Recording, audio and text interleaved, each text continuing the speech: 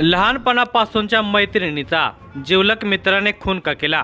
घरच्यांचे जिव्हाळ्याचे संबंध होते. प्रेमामध्ये दोन प्रकार असतात.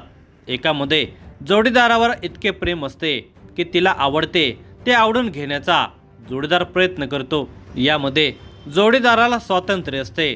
तर दुसऱ्या प्रकारामध्ये जोडीदारावर इतके प्रेम असते की आपल्या जोडीदाराने आपल्याशिवाय इतरांचा विचारच करू नये असे त्याला वाटत असते. ही भावना बहुतांशी लोकांच्यामध्ये अनेकांच्यामध्ये असते. सध्याची तरुणाई याच भावनेने प्रेरित झालेली पाहतो. पण ही पॉझिटिव्हची भावना इतकी घातक असते की यातून गुन्हा घडू शकतो. हे गुन्हा घडल्यावरच समजून येते. हे मात्र तितकेच खरे आहे. या धक्कादायक घटनेचा सविस्तर वृत्तांत पुढे पाहण्याअगोदर जर तुम्ही या चॅनलवर जर नवीन असाल तर प्लीज आपल्या ह्या मराठी चॅनलला नक्की सबस्क्राईब करा. बुलढाणा जिल्ह्यातील सिंदखेड राजा या ठिकाणी राहणारे देशमुख आणि काळे या दोन्ही कुटुंबाचे एकमेकांशी मित्रत्वाचे संबंध आहेत. या कुटुंबातील गजाननराव देशमुख आणि सतीश काळे हे एकमेकांचे मित्र आहेत.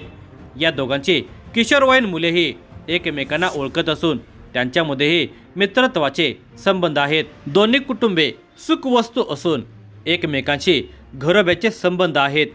गजाननराव देशमुख राहणार दुसरं बेड, सिंदखेड राजा, जिल्हा बुलढाणा यांचा 19 वर्षांचा मुलगा अथर्व हा नाशिक येथे अभियांत्रिकी महाविद्यालयामध्ये शिक्षण घेत आहे.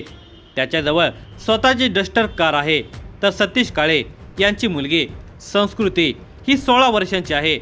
संस्कृती ही अकोला येथे शिक्षण घेते. लहानपणापासून एकमेकांना ओळखत असलेले अथर्व आणि संस्कृती आता मोठे झाले होते.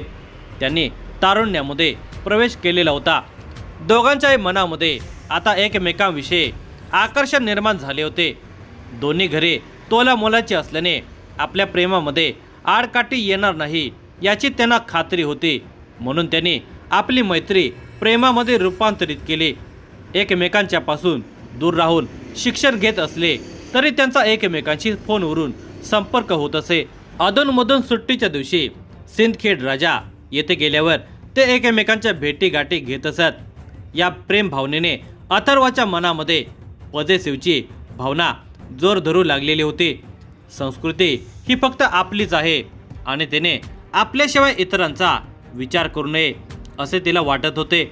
पण संस्कृती आपल्याशिवाय इतर मुलांशी बोलते, हसत खेळत गप्पा मारते हे अथर्वला रुचले नव्हते.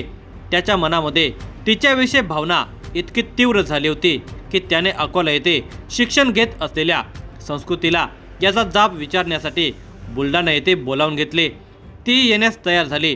त्यानंतर अथर्व आपली स्वतःची डस्टर कार घेऊन 2 मित्रांना सोबत घेऊन बुलढाणा येथे गेला. बुलढाण्याला आल्यावर त्याने संस्कृतीला जाब विचारायला सुरुवात केली. तू इतर मुलांशी का बोलतेस अशी विचारणा करत तिच्याशी भांडण केले आणि रागारागामध्ये त्याने तिला मारहाण केली. इतकेच नव्हे तर त्याने सोबत आणलेला चाकू तिच्या मानेवर खुपसून तिचा क्रूरपणे खून केला. संतापामध्ये खून तर केलेला होता, पण भान आल्यावर त्याला पुढच्या परिणामाची जाणीव होऊ लागली. आता तो गुन्हा लपवण्याचा विचार करू लागला. त्याने संस्कृतीचा मृतदेह आपल्या कारमध्ये ठेवला आणि बुलढाण्याहून वाडी वरे पोलीस ठाणे हद्दीतील सारोळ शिवारातील निर्जन स्थळी फेकून दिला आणि पुरावा नष्ट करण्याचा प्रयत्न केला.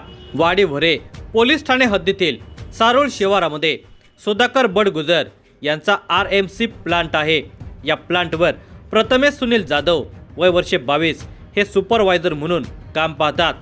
दिनांक 20 फेब्रुवारी 2026 रोजी दुपारी 1 वाजण्याच्या सुमारास प्रथमेश जाधव प्लांटवरील फुटलेल्या पाईपलाईनचे काम करत असताना एक मजूर धावत पळत त्यांच्याकडे आला. त्याने माहिती दिली की आपल्या प्लांटला लागून असलेल्या मोकळ्या जागेमध्ये एक मुलगी पडलेली असून ती जखमी आहे. ती माहिती मिळताच ते काही मजुरांसमवेत तेथे धावत गेले. सारोळ शिवारातील गट नंबर 25 मधील मोकळ्या गावताळ जागेमध्ये बावळाच्या झाडाखाली काट्याकुट्यामध्ये एक 25 वर्षीय मुलगी अर्धनग्न अवस्थेमध्ये मृत अवस्थेमध्ये पडली होती.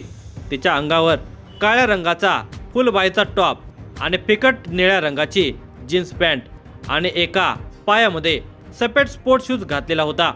तिचे पॅन्ट कमरेपासून खाली सरकल्याने अर्धनग्न वाटत होते. तिच्या मृतदेहाची बारकाईने पाहणी केली असता तिच्या मानेवर चाकू खुपसलेला आणि तो मानेतच अडकलेला दिसून आला। त्यावरून हा खून आहे हे स्पष्ट झाले। या घटनेची माहिती प्रथमेश जाधव यांनी वाडी वऱ्हे पोलीस ठाण्याला दिली। माहिती मिळताच पोलीस निरीक्षक भगवान मथुरे आणि त्यांचे सहकारी घटनास्थळी दाखल झाले। पंचनाम्याचे सोपस्कार पार पाडून मृतदेह पोस्टमॉर्टमसाठी सिव्हिल हॉस्पिटल नाशिक येथे पाठवण्यात आला। दरम्यान प्रथमेश जाधव यांनी दिलेल्या फिर्यादीवरून वाडी वऱ्हे पोलीस ठाण्यामध्ये गुन्हा रजिस्टर नंबर 26/2026 भारतीय न्याय संहिता 103(1) कलमाखाली अज्ञात मारेकऱ्याविरुद्ध खुनाचा गुन्हा दाखल करण्यात आला। पोलीस अधीक्षक बाळासाहेब पाटील, अप्पर पोलीस अधीक्षक आदित्य मिरखेलकर यांच्या मार्गदर्शनाखाली पोलीस निरीक्षक भगवान मथुरे यांनी तपासाला गती दिली। त्या परिसरातील सीसीटीव्ही फुटेज, मोबाईल लोकेशन आणि तांत्रिक पुराव्याच्या आधारे पोलिसांनी तपासाला सुरुवात केली। याशिवाय या वर्णनाशी मिळती-जुळती कोणी तरुणी बेपत्ता असल्यास नागरिकांनी वाडी वऱ्हे पोलीस ठाण्याशी संपर्क साधावा असे आवाहन करण्यात आले। तसेच महाराष्ट्रातील सर्व पोलीस ठाण्यांना माहिती कळवून माहिती मिळवण्यात आली। मृतदेहाजवळ संस्कृती नावाचे किचन, पिझ्झाचे बॉक्स, काही खाद्यपदार्थ पोलिसांना मिळून आल्यामुळे ही तरुणी येथे कोणासोबत आली होती का किंवा तिने येथेच अन्न मागवले होते का या शक्यतांचा तपास पोलिसांनी केला। पुरावा नष्ट करण्यासाठी तिचा खून करून मृतदेह येथे टाकून दिला असावा अशी शक्यताही पोलिसांना वाटत होती। मृतदेह अनोळखी होता। तिचा खून करण्याचा कोणताही पुरावा मागे नसल्याने पोलिसांनी तांत्रिक सहाय्याने तपास सुरू केला। घटनास्थळी संस्कृती नाव असलेली एक किचन मिळाली होती। त्यावरून या मयत मुलीचे नाव संस्कृती असावे असा पोलिसांनी अंदाज बांधला। तसेच आजूबाजूच्या व जिल्ह्याबाहेरील पोलीस ठाण्यामध्ये दाखल असलेल्या बेपत्ता व्यक्तीचा पोलीस तपास करत असता अकोला येथील सिव्हिल हॉस्पिटल ठाण्यामध्ये एका मुलीची मिसिंग केस दाखल असल्याचे समजले। तिच्या वर्णनावरून हा मृतदेह तिचाच असावा असा अंदाज बांधत तिच्या घरच्यांशी संपर्क साधला।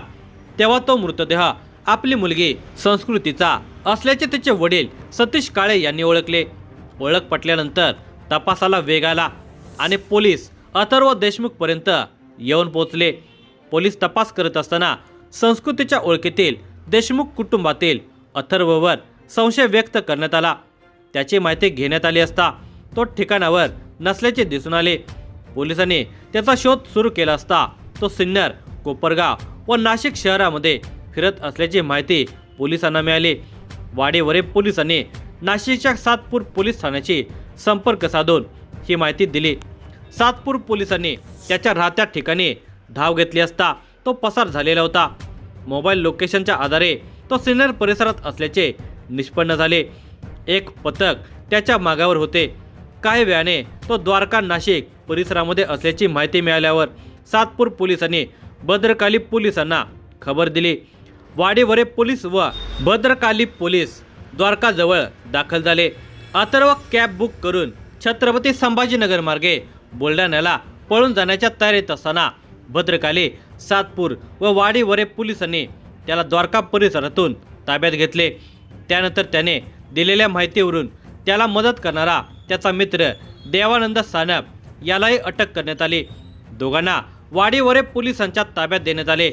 सातपूर पोलीस ठाण्याचे वरिष्ठ पोलीस निरीक्षक प्रकाश अहिरे यांच्या मार्गदर्शनाखाली सहाय्यक पोलीस निरीक्षक ज्ञानेश्वर भडांगे, हवालदार दीपक खरपडे, अंमलदार राहुल खांडबहाल, अमोल मोरे यांनी तपासामध्ये सहभाग घेतला।